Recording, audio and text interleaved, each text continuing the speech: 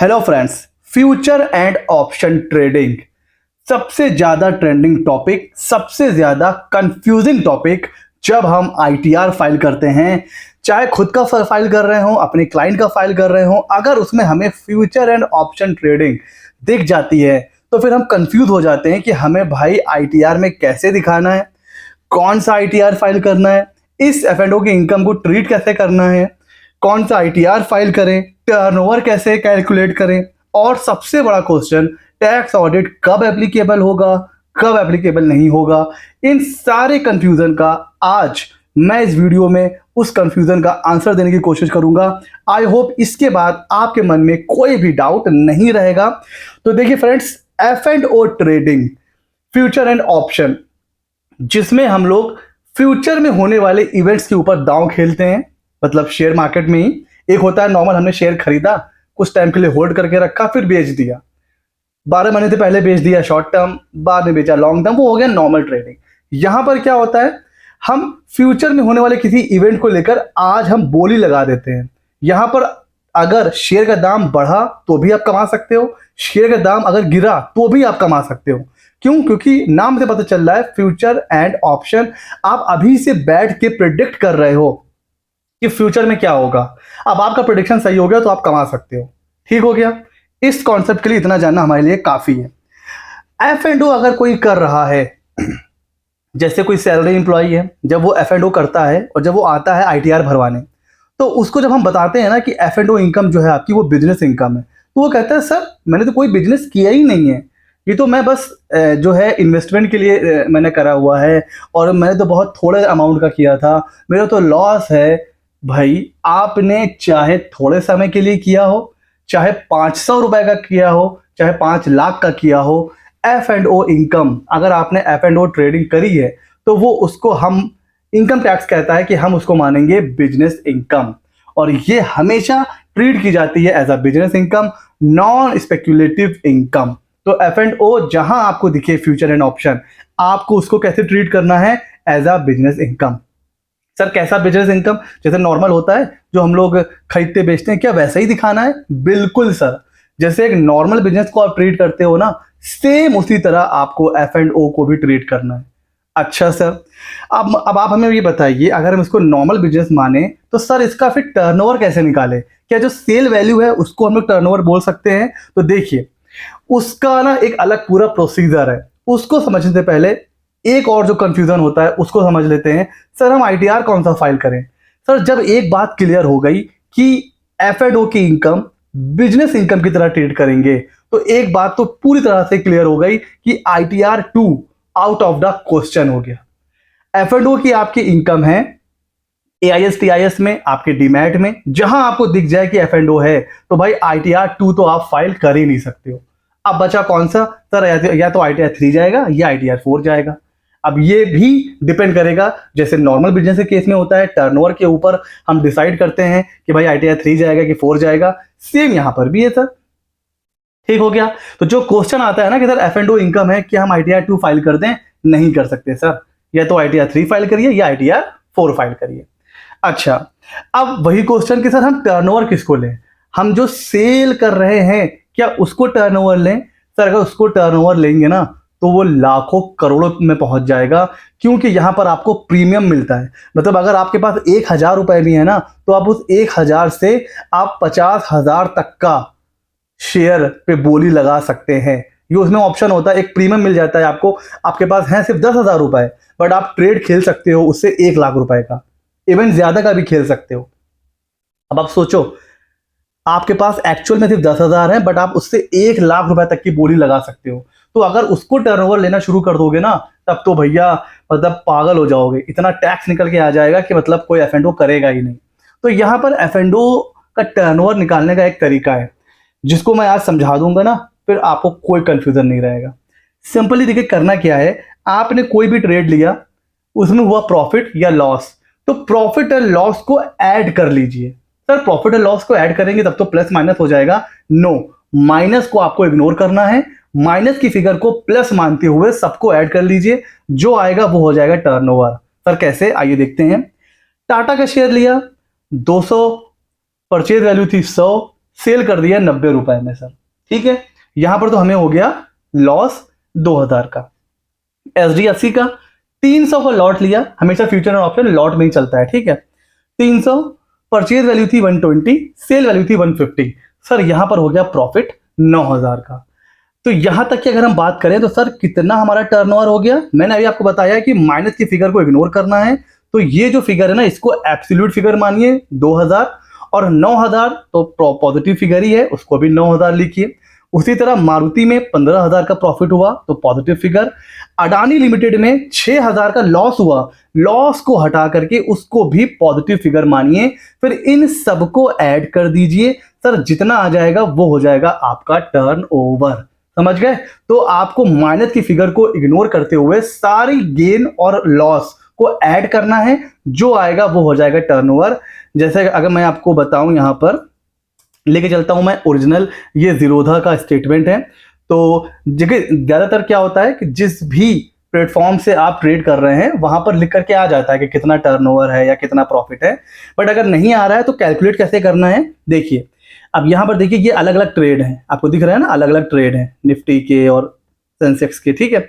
अब देखिए मैंने अभी क्या बताया है कि सब प्रॉफिट एंड लॉस को ऐड करना है, लेकिन नेगेटिव फिगर को इग्नोर करना है।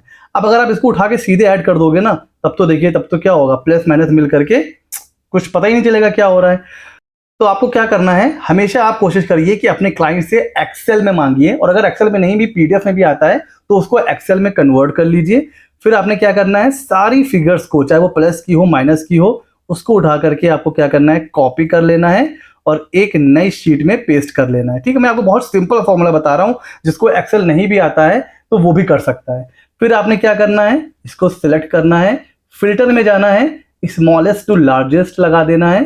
अब आपको क्या करना है, जितनी ये नेगेटिव की फिगर है ना, इसको आपको पॉजिटिव में कन्वर्ट कर लेना है यहां तक, ठीक है सर। तो कैसे करेंगे, बहुत सिंपल है, इक्वल माइनस के फिगर और ये रो, बस यहां से अब ड्रैग करते हुए जाना है जहां तक ये माइनस की फिगर आ रही है ना यहां पर, फिर कंट्रोल डी, क्या करना है, कंट्रोल डी।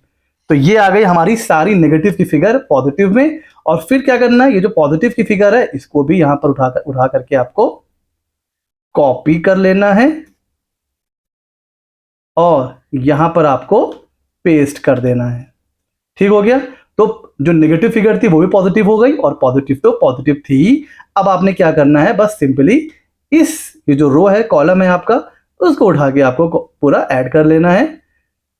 और ऐड करने के बाद ये सर कितना यहां पे वैल्यू आ रही है, देखिए 1,26,585, ठीक। तो ये हो गया सर आपका टर्न ओवर। सर ये हो गया है आपका टर्न ओवर, इसको आपको देखना है और इसके बेस पर आपको डिसाइड करना है कि सर टैक्स ऑडिट आपके ऊपर एप्लीकेबल है या नहीं। ये है हमारा टर्न ओवर। तो ठीक हो गया जी, अब आप समझ गए कि फ्यूचर एंड ऑप्शन के केस में हमें कैसे निकालना है टर्नओवर। ये बहुत ही, मतलब आप कह सकते हो इंपॉर्टेंट स्टेप है, लेकिन बहुत ईजी है, आराम से सिंपल मैथ है और कुछ भी नहीं। तो इस तरह से टर्नओवर निकालना है सर। अब इस टर्नओवर से कुछ चीजें आप डिडक्ट भी कर सकते हो, अगर आप ध्यान से देखोगे ना तो यहां पर आपको कुछ चीजें एक्सपेंस भी दिख जाएगा ऊपर, जैसे ब्रोकरेज कट गई, CGST, SGST, है ना, कोई स्टैम्प ड्यूटी है, तो बहुत चीजें होती हैं। तो ये सारी चीजें डिडक्ट होती हैं टर्नओवर से, ठीक है सर। सबसे बड़ा, सबसे important question sir, tax audit किस केस में करवाना है, आप ये हमें बता दीजिए। तो देखिए, अब जो नया चेंज हो चुकी है लिमिट, उसके हिसाब से बात करेंगे।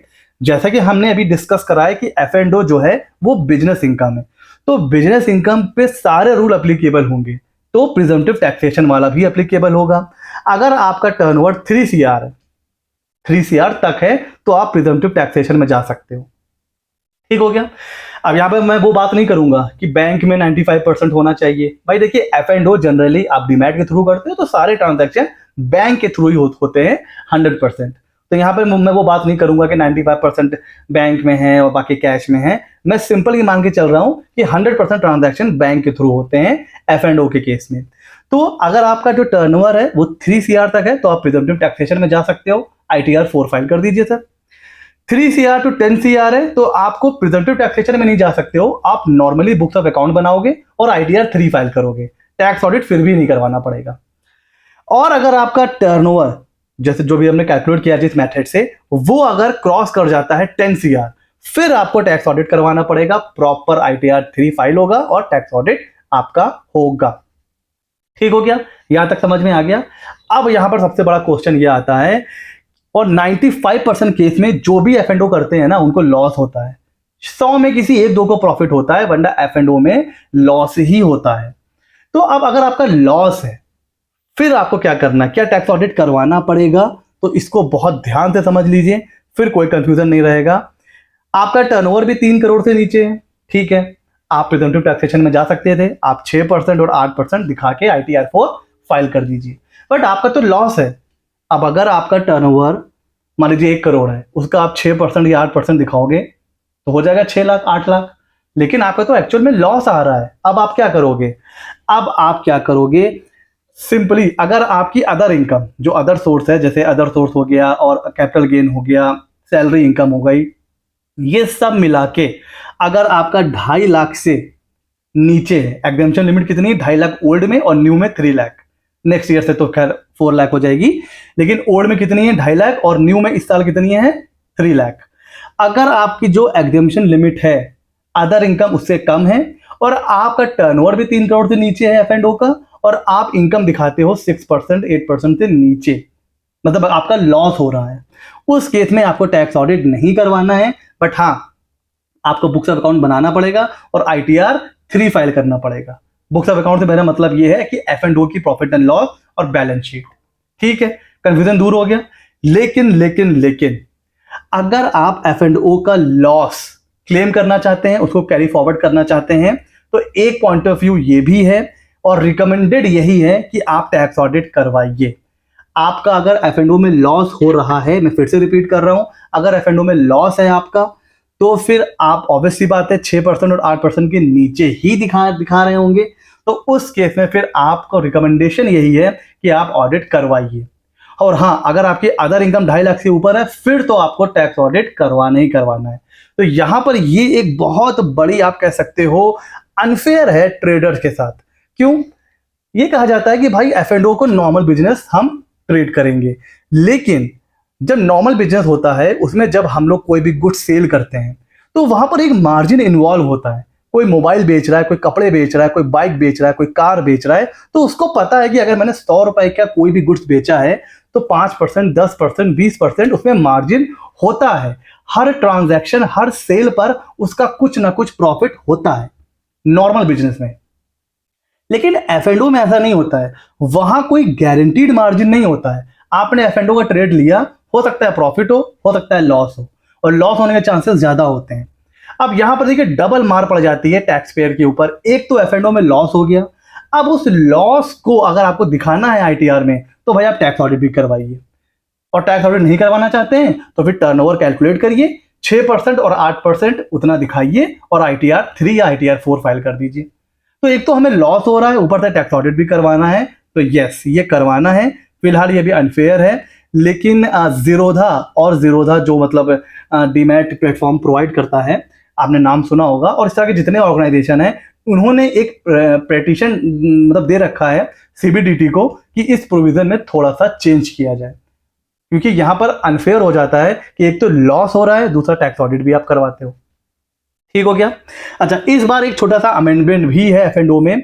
लास्ट ईयर तक क्या होता था, F&O के लिए कोई स्पेसिफिक कोड नहीं था, लेकिन F&O ट्रेडिंग पिछले 1-2 सालों में इतनी ज्यादा बढ़ गई है कि इस बार फाइनली F&O ट्रेडिंग के लिए अलग से बिजनेस कोड आ गया है। जी हाँ फ्रेंड्स, लास्ट ईयर तक कोई कोड नहीं था, तो हम लोग इसको रिटेल सेल ऑफ अदर में दिखाना पड़ता था, मजबूरी थी।